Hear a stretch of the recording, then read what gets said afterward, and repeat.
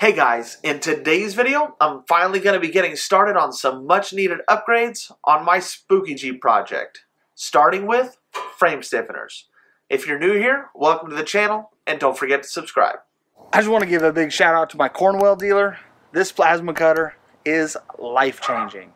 So amongst all the parts that I've had sitting on my shelf for months are these center frame stiffeners. These frame stiffeners are from Affordable Off-Road. You can get them on their website. I actually ordered these on Amazon. If you're interested, I'll go ahead and put a link down in the description below. Now, according to the description on their website, these are supposed to match all the holes in your frame.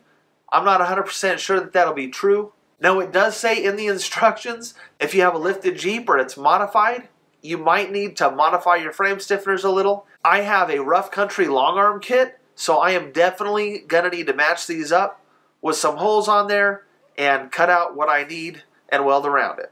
Overall though, even if none of the holes lined up, it wouldn't matter. It's still a great price, and all you gotta do is maybe cut a couple holes. So I'm gonna go ahead and climb underneath the Jeep with this and see around about where I need to clean up. I'm gonna try to clean up as much as I can outside, so I'm not gonna remove my cross member yet. I'm just gonna set this up in place, kind of mark roughly where I need to clean up as much as I can, and then bring it in my garage and start tearing things apart. So now I've got it kind of mocked up here. This isn't 100% the right way to do things, but it gives me a kind of a rough idea so I can clean as much as possible outside so I don't have all the smoke and all the mess and everything in my garage. That way I can leave everything attached before I roll it in. So I'm just going to kind of start marking off where I need to mark off, clean up as much as possible out here, and then roll it in the garage, and we will do an actual fit. So to clean up where the stiffeners are going to go, I've heard where a lot of people are taking a heat gun and like a putty knife and scraping away at all this underbody coating. Me personally, I'm just using a wire wheel and a grinder and running it along, flinging all of that off of there real quick like. I do highly recommend, if you are going to be using a grinder or anything to get rid of all this, that you wear a respirator, because all of this dust is definitely not good for you. And also the paint underneath is like a zinc-based paint, and it is really bad for you. So make sure you're wearing a respirator when you're cleaning all of this off, if you're using a method that is going to create a lot of dust. So I'm going to go ahead and finish cleaning all of this off that I can get without pulling any parts off, and then roll it in the garage, and I will see you guys in the garage. Alright, so I have the majority of my frame cleaned up outside. I finally have it in the garage, and now's the time to remove my Rough Country cross member here. Now this is also a great opportunity to replace my Johnny joints here, because I already have to tear it all apart. So that's one of the things I'm going to do while I'm here. But in order to clean up the rest of this, and to weld the frame stiffeners on here, I am going to remove my cross member. One very important note is do not forget to support your transmission when you do this process, because you don't want to start tearing everything apart and pull all your bolts and have it drop to the floor and break some things. Now, something else you're going to have to remove is your bracket for your brake cable assembly. It just has two 13mm bolts. Pull them out. This whole thing should just kind of swing out of the way, and then you'll be able to clean up the rest of this. Now, I'm not going to spend too much time showing you guys how to tear the rest of this out. I'm going to go ahead and hop on this, get all that out of my way, and then I'll get right back with you guys, like, now. So now that my cross member and all my hardware is removed, it's time to actually get this up here, and we're going to mark everywhere that we're going to weld. We want to make sure that those areas are extra clean, and we want to grind down to bare metal wherever we're going to be welding. So how we're going to line this up is we're going to set it on there and push it as far back as it can go. It should be up against your leaf spring bracket. So I'm going to go ahead and set this up here with a floor jack. And then once it's in place, I'm going to clamp it down and move along. Stick the floor jack underneath it a little bit, just so that I can make sure it's pushed as far up as possible, and then clamp it down so that it's all the way up against the frame and it's not going to move anywhere. Once I do that along the whole length, I'm going to go ahead and take my Sharpie and mark my areas that I need to make sure are clean down to bare metal. Ah!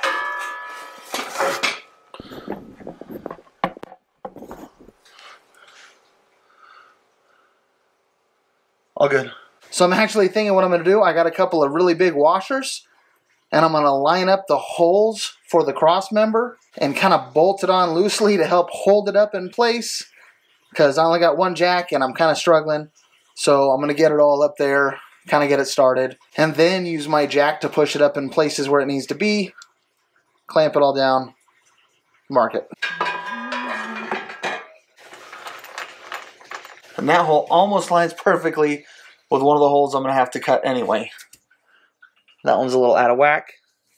I also need to be able to get to my flag bolt hole, which is over here somewhere. So it looks like I'm going to be breaking out the plasma cutter.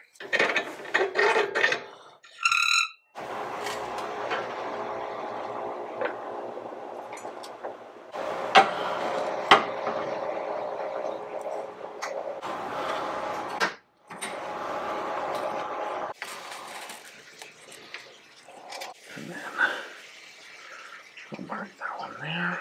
Now, something I'm trying to take into account when I'm marking everything is that these frame stiffeners do line up with the stock bolt hole locations, but mine is not stock. So my cross member, the way that it mounts up, I need to go ahead and open up this hole a little bit more, as well as this one here, because that's where the cross member braces bolt on, as well as one more hole underneath. I kind of need to figure out a roundabout where it's at, mark it, cut it out, and call it a day. Not that big a deal, nothing that can't be accomplished with like a grinder or a rotary file or something like that. Me personally, I'm going to go ahead and use my plasma cutter. Sweet, it's what it's used for. So now I just need to figure out where roundabouts the last hole is over here, because I need to be able to fish something through the frame. So to help me find out roughly whereabouts I need to fish this through the frame at, aside from welding a nut in there or tapping threads in this, I'm just going to go ahead and cut that hole. But in order to find it, what I'm going to do is I'm going to take my bolt, run it all the way through deep in the threads like that, because the hole where the bolt lines up is actually lining up with a hole in the frame stiffener. So I'm just going to take this, stick the bolt in the hole, and that'll tell me a roundabouts where I need to be. So we're going to call it right there. And now that everything's marked, I can go ahead and pull this the rest of the way down, and I know exactly where I need to clean up to bare metal. So I'm going to go ahead and get started grinding down to bare metal. Now, something you want to take into account is you don't want to use anything too abrasive, because you don't want to dig into any metal that's already there.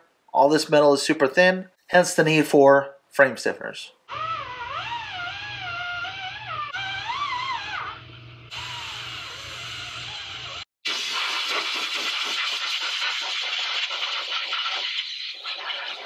Alright, so now I'm mostly all clean, down to bare metal where I need to be. And the next step for me is going to be priming. So I'm going to focus on priming the frame as well as the inside of my frame stiffeners. I'm not going to be priming the outer side of my frame stiffeners just yet, because I want to have a nice bare metal to ground to. As well as when I go to start welding, I'm going to scratch off some of the primer where I'm going to start my arc for my weld. Now, I've done a ton of research on what would be the best primer to use, and I have zero answers. Now, I'm honestly more confused now than when I started researching. There's a lot of information out there. Everybody will tell you something different. For me, in my area, I live in the middle of the desert. Rust is not going to be that big of an issue, so just about any primer will work for me. Now, I've looked at a lot of weld-through primers as well as high-temp primers, and I've watched some videos on comparisons of them. And honestly, the weld-through primers that perform the best are just way too expensive for it to be worth it. So I'm just going to be using some Rust-Oleum primer. It should do the job just fine, work good, last a long time.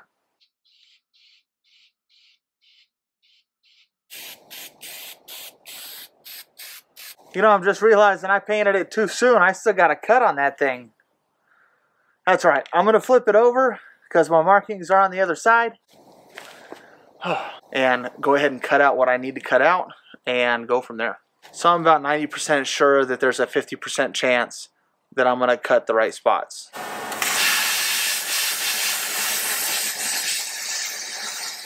So finally, the time has come to actually start welding. It's been a lot of prep time up to this point, but the better the prep, the better the weld, the more solid the frame stiffener. Now, one extremely important key note, you want to make sure that before you start welding, your vehicle is on a nice level surface, because if it's not and there's any twist in your rig from sitting on an uneven surface, that twist is going to become permanent once you weld your frame stiffeners in. So before you finally start welding, just do a quick check to make sure everything is as it should be. So I'm going to go ahead and get my frame stiffener kind of jockeyed up the way it was before, and I will get to burning.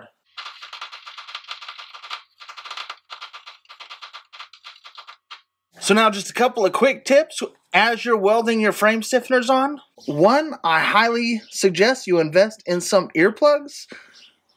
Put in some earplugs because when you're welding overhead or kind of at an angle, all that spatter just kind of wants to go in your ears. Never fails every time. Tip number 2, across all the long stretches, it's not absolutely necessary to weld the entire thing. What you can do is you can go ahead and just weld a few inches and then skip a few inches, weld a few inches and skip a few inches. And you can do that along the long stretches and it'll be just fine.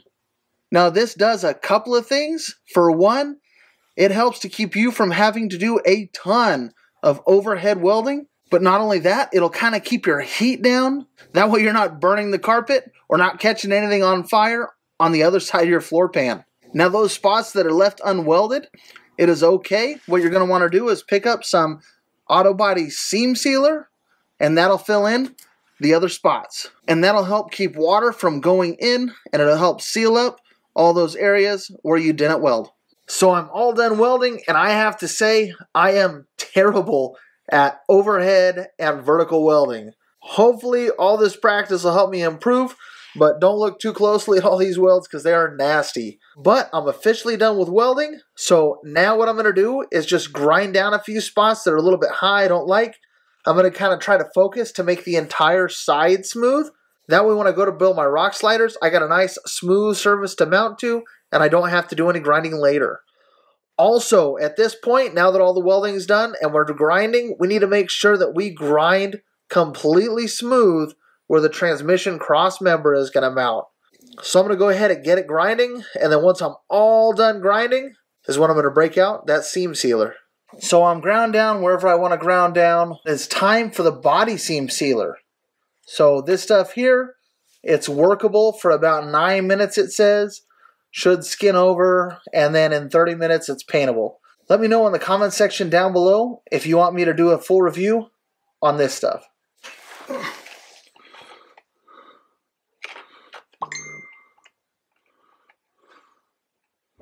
Alright, so now that I'm pretty much dry and paintable, I'm going to go ahead and spray it down with some good Rust-Oleum self-etching primer, and then I'm going to follow that up with some Rust-Oleum undercoating. I really like this stuff. It works great.